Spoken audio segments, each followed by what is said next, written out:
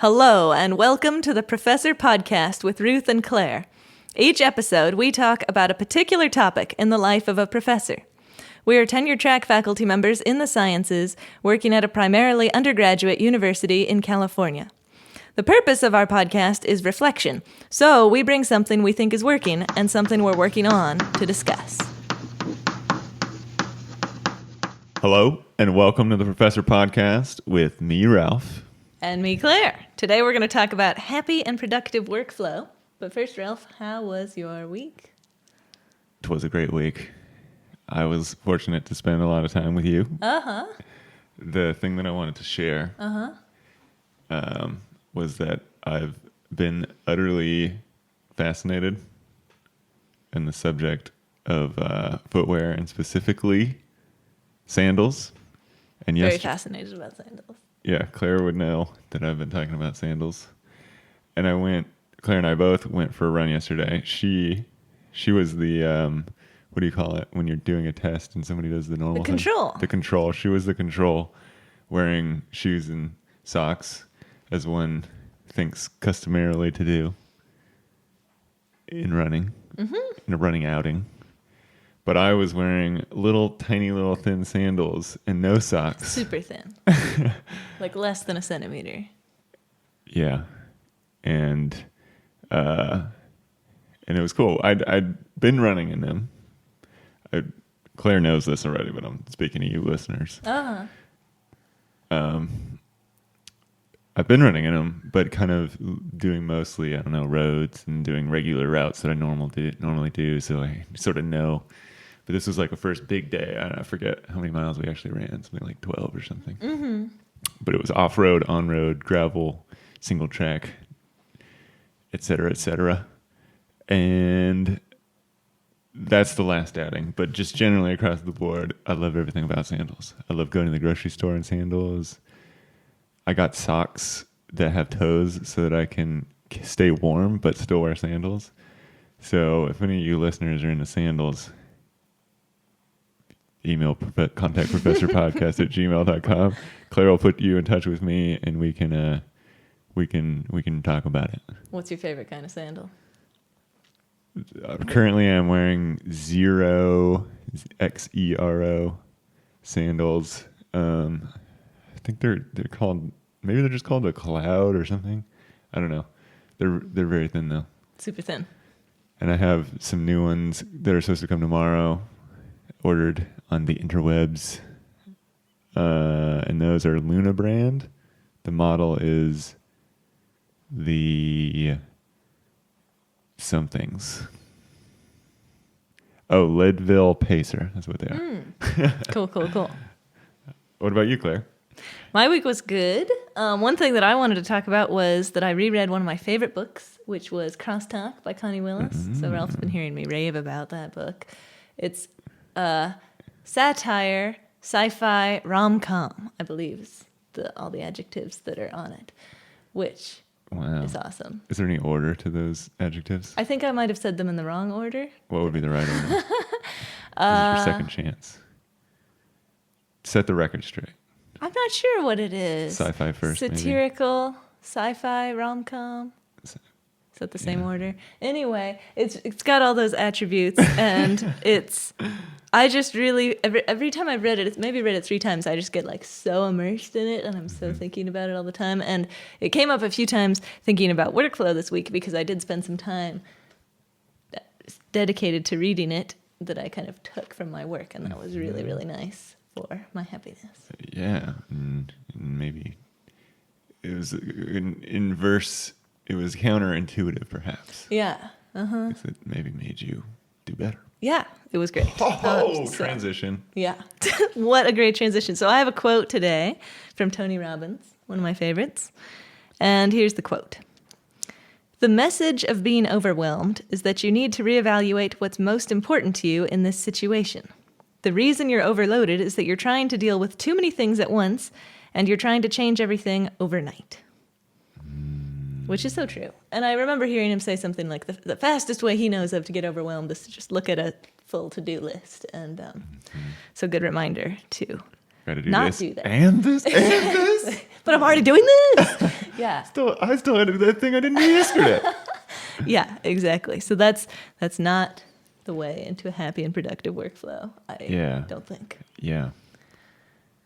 Yeah. Then it is what we're talking about today, isn't it? Yeah. To-do lists could be one of the ways. It could be. Works for some people, not for others, perhaps. Totally. Maybe in some scenarios, but not other scenarios. Yeah.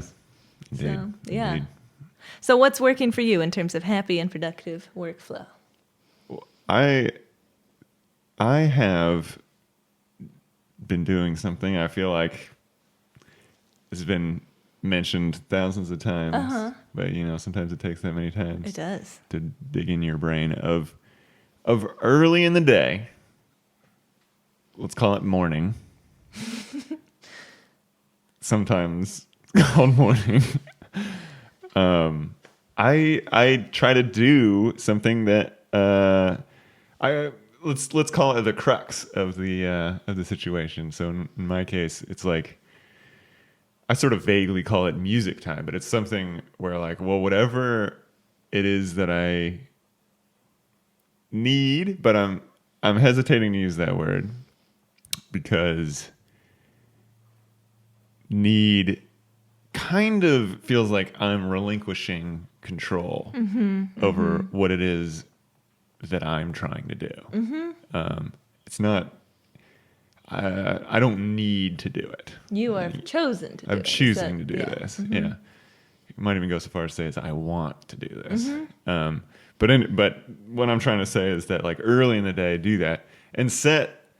Here's the real crux of it for me is that I set that time to do it. I set it aside. I'm going to do it, and I'm fully focused on it.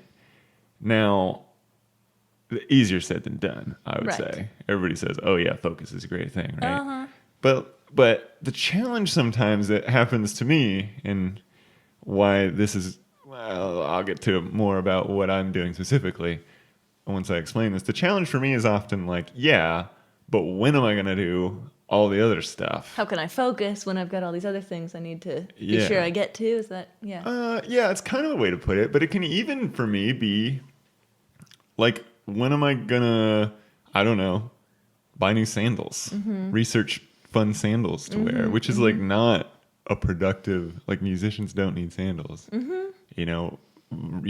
Sandals don't help you write songs. So it's like kind of one of these things of like, well, but I still really like sandals. Right. I'm a sandal aficionado. I'm a sandal fan. Yeah. You need time to relish in your sandal. Yeah, exactly. So what I'm trying to say is that like, well, telling myself, all right, look, a couple of hours earlier in the day. Some people even aren't awake yet. I'm going to pause just again there because, again, I feel like people maybe might interpret that wrong. That I'm saying you got to get up early and got to hit it, man. You got to get on it. And that's not really what I'm saying either. It's whenever works for you. But for me, it's working to have it earlier in the day. And just knowing that, like, for me, like after lunch, I can check my email. After lunch, I can catch up on sandal news. After lunch, I can work on the podcast. After lunch, yeah. So you don't have to worry about all the other things that you really want to do while you're focusing on this dedicated time because you know that they can come later. There's no like worry in my head about when am I going to do all the other things. So it seems like it's important that you've not only set some time for the most important music thing, but you've also set some time for whatever other things you might want to do.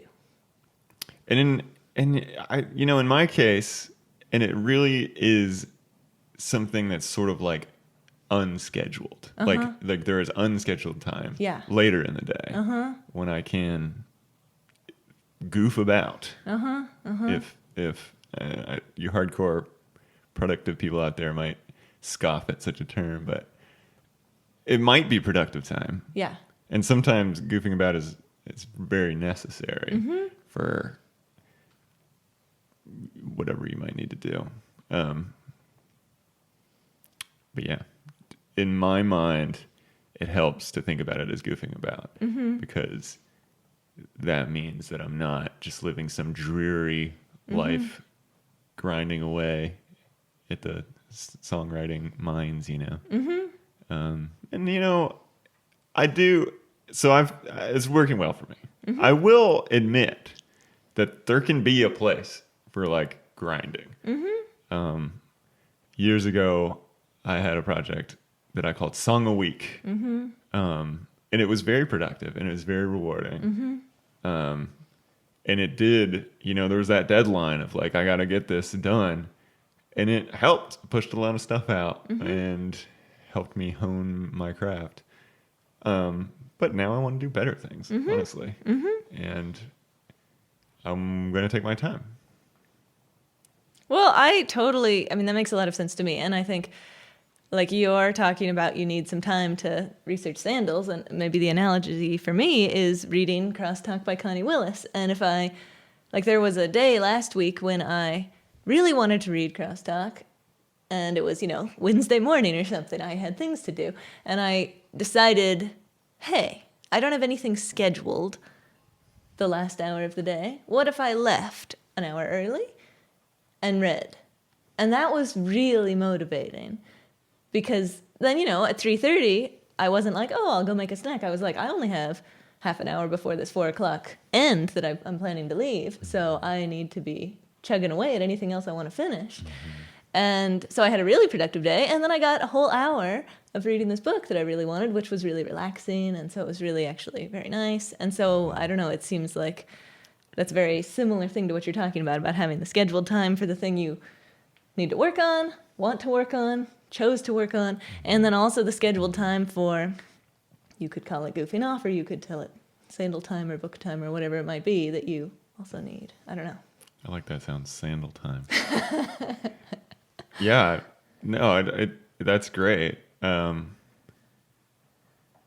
you, that sounds like, you killed two birds with one stone. It's like you got the time that you desperately wanted. Yeah.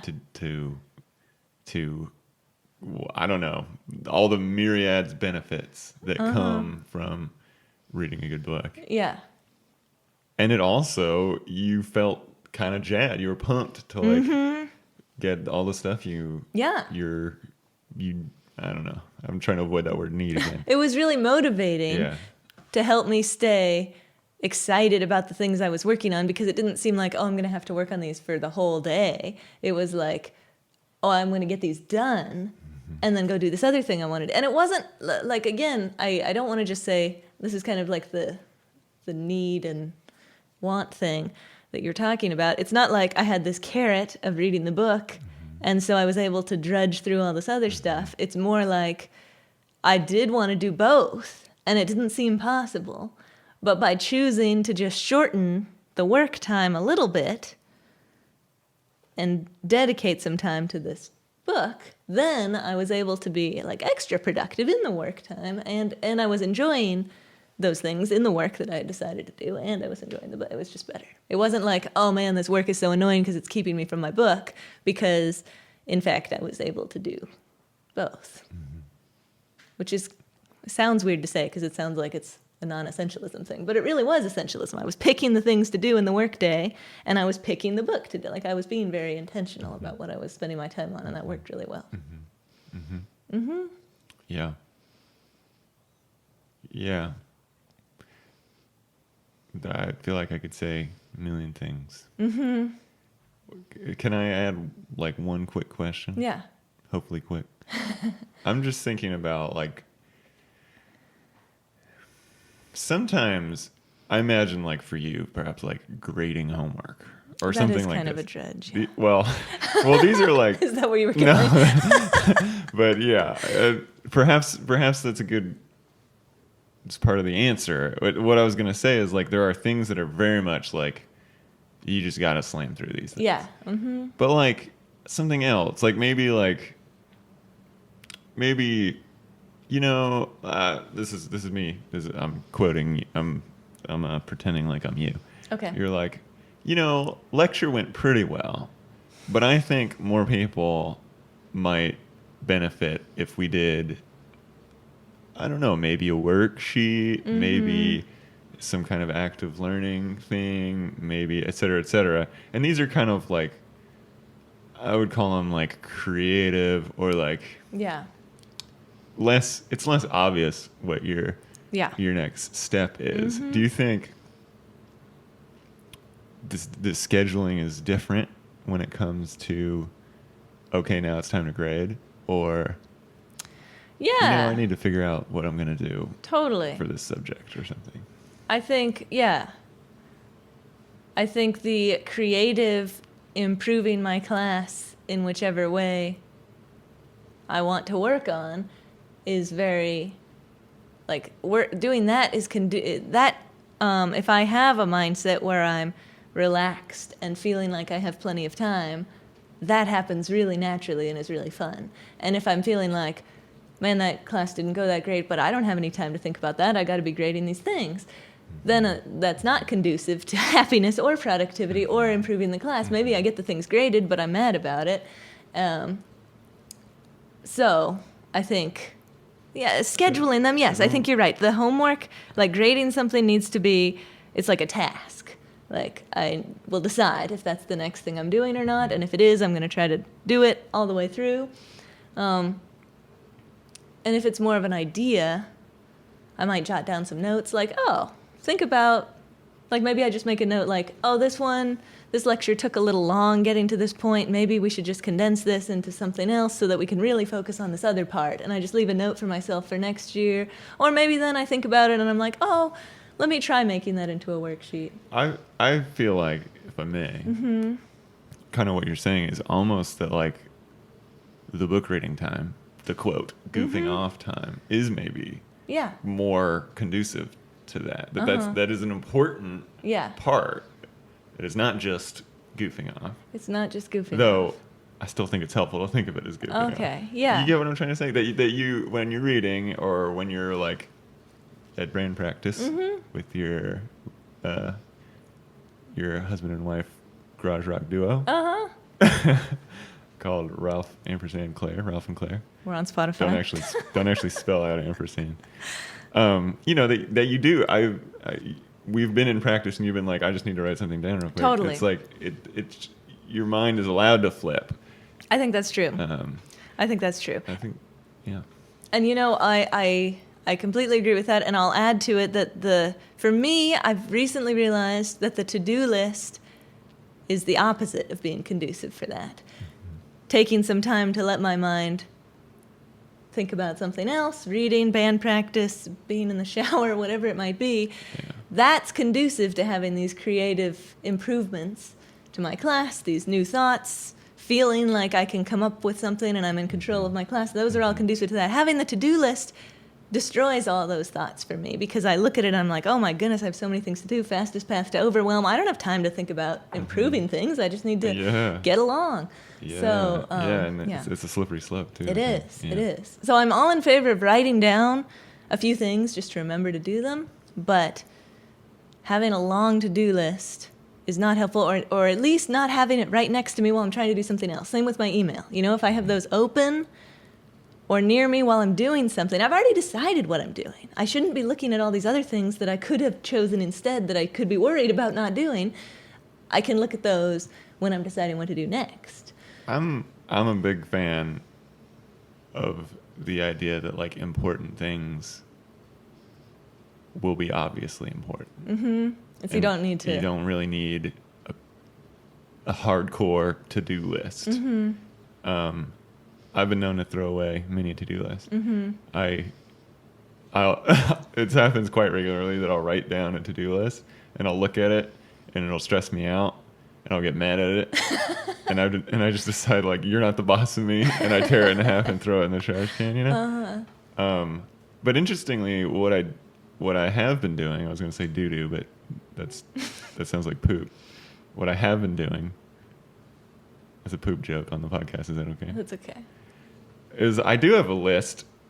I don't even want to call it a list, but I just want to say like I have a note card. Yeah. And if I'm like in bed going to sleep, or like in the shower, like you say. Yeah. And like something just pops into my head. I'm like, ooh, I don't want to forget that. I'll write it down. And here's the awesome part about the plan that I was describing is that I know that I have time scheduled where like I can choose to look at it or not. You know? That it's like it's mellow.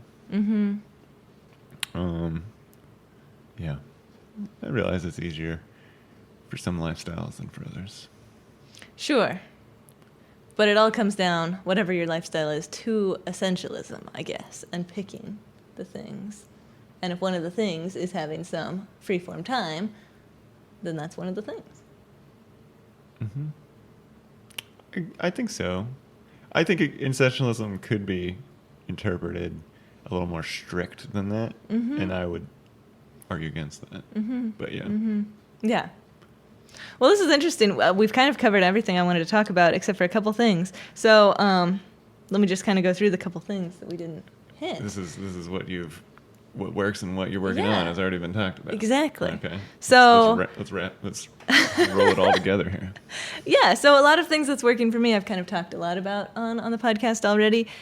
So in terms of happy and productive workflow, I like to think of it as in advance of starting to work, I be very intentional and essentialist and pick a highlight this is the thing that I'm working on.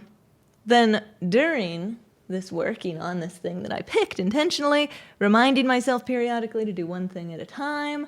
If I'm worried about something else, that's okay. You know, I could decide to switch, but that would be kind of unusual. I've already decided to just focus on one thing at a time, trying to do things to finish them. So that I'm actually getting it done rather than just chipping away all the time.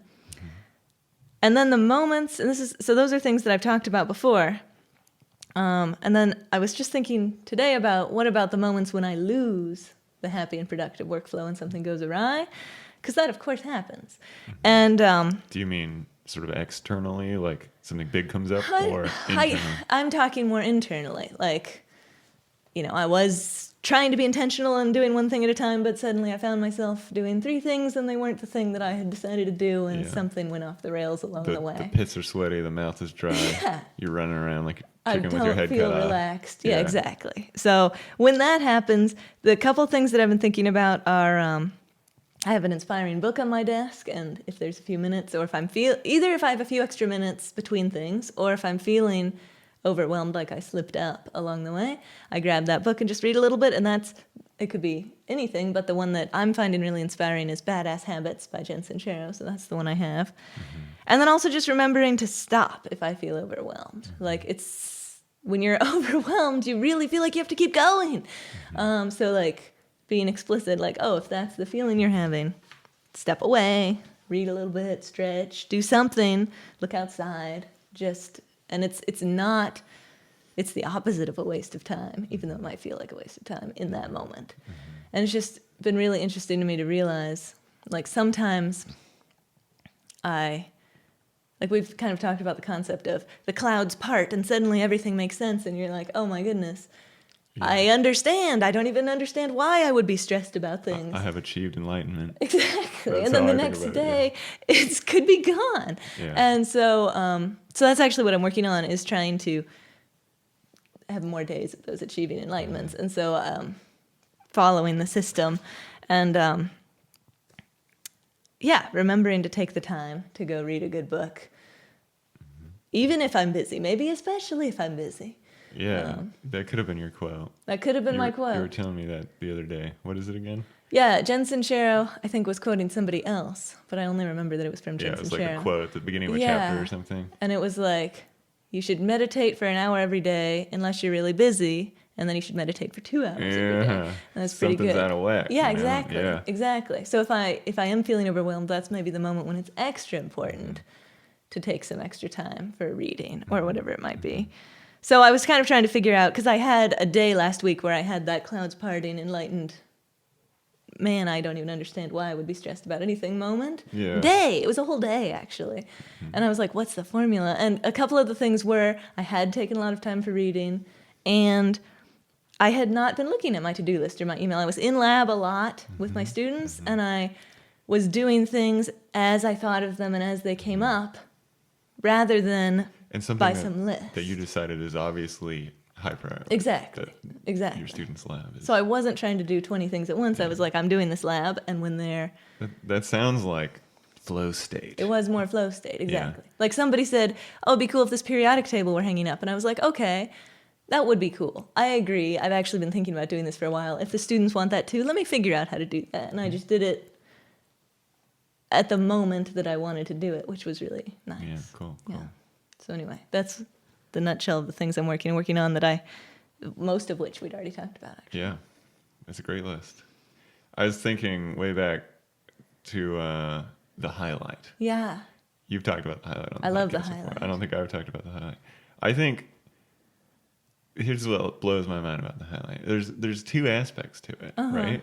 There's like getting you to stop and think like what is the most important thing, but then there's post highlight, and that relates to what I'm saying. Okay, what's that? About this, like you're doing what you need to do earlier in the day. The like post highlight, you've done your highlight for the day. Everything else is gravy. You don't have to stress about all the other stuff. You know, if you stop and read a book, you don't have to like stress out that you're not doing all the millions of things on your to-do list because you've already done the highlight. That's a good point. There's a certain like peace That's a good point. that comes across from doing it.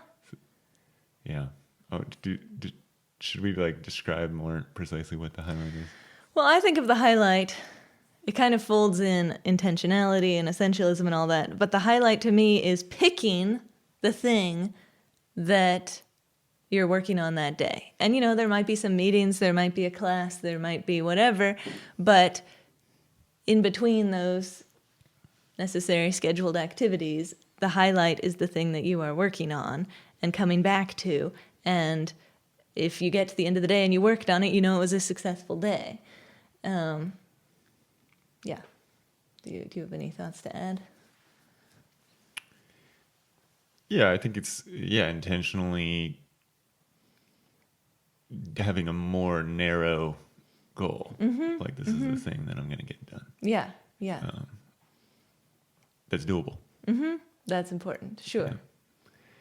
Yeah. I know we've been going on, but I actually haven't said the thing. Yeah, that what I'm are you working on? It's kind of, I feel like it's a word that helps me do a lot of things you're talking about, and it's just the word patience. It's like a coffee mug from Target or something. It's like a slogan. Those are always the kind of thing that they resonate with you or they don't, and if they resonate with you, then it's really meaningful. Yeah. For me, I gotta admit, I can be really hard on myself that why haven't I done this yesterday? You know? And then I'm just like, and then I start like, it starts becoming like, well, this sucks. Like, I'm in this, I don't even want to do this. Like, it should have been done yesterday. Yeah. So should have this thing. Yeah. And so, patience, I honestly, maybe I sound like a crazy hippie or something, but I just try to like repeat the word in my head, and it applies to many, many things, like more than I think it would even make sense to list. And it's a vague word, and I understand that, and it might not mean the same thing to other people in different contexts, but for me, it's really like it can be dealing with somebody who's annoying, you know? But it can also very much be recognizing that reading a book, as you say, can actually be productive, help my workflow. And a big one is basically, so let's say like I have this hour and a half or 2 hours or whatever that I'm like fully doing the highlight. And I'm just going to co-opt that word is what I'm saying. I might not finish. That's okay. Like I'm actually very happy and confident that I'll do it tomorrow because I am in control of my life. Yeah. And you know, it's one of these things, again, I sound like a hippie over here, but I feel like one thing that's often misunderstood about these, like, I don't know, motivational things is that, like, you're not a robot. You do have this psychology, and it's hard. It's it really, if something helps you, it doesn't matter whether it's rational or not. Right. You know? It's not just, maybe you could argue that there is a rational explanation. It might include neurology or something of that, and that's fine. But even if you don't understand it yet, it can still be helpful. Yeah. So, I don't know. I completely agree. I hope, yeah. I feel like, I don't know, I just hope this is helpful to somebody. Well, what it's making me think of is how often it's happened so many times that there's been some phrase that everybody knows this phrase. I've heard this phrase 50 million times. And then at some point I'm like, oh, that's what that phrase means. That's actually really helpful and wise. And so a lot of those phrases might seem like they don't make sense until they make sense. Yeah. And then it turns out they're really Took helpful. a mindset shift or something. Yeah. Cool. That's all. Okay. Well, thanks so much. This has been a great conversation and really interesting to think about. Yeah, I'm glad to come on the podcast. Before we hang up, I want to say that we are taking a video of this episode, and it will be on YouTube on the Professor Podcast with Ruth and Claire YouTube channel. Check it out there. Bye. Thanks so much for joining us on the Professor Podcast with Ruth and Claire. We're delighted to have you as a listener, and we would love to hear from you. And if you want to email us, our address is contactprofessorpodcast@gmail.com. We'd love to hear any of your suggestions for future shows or professor quotes that you might want to share with us, or even just things that have come up for you when you were listening to previous episodes.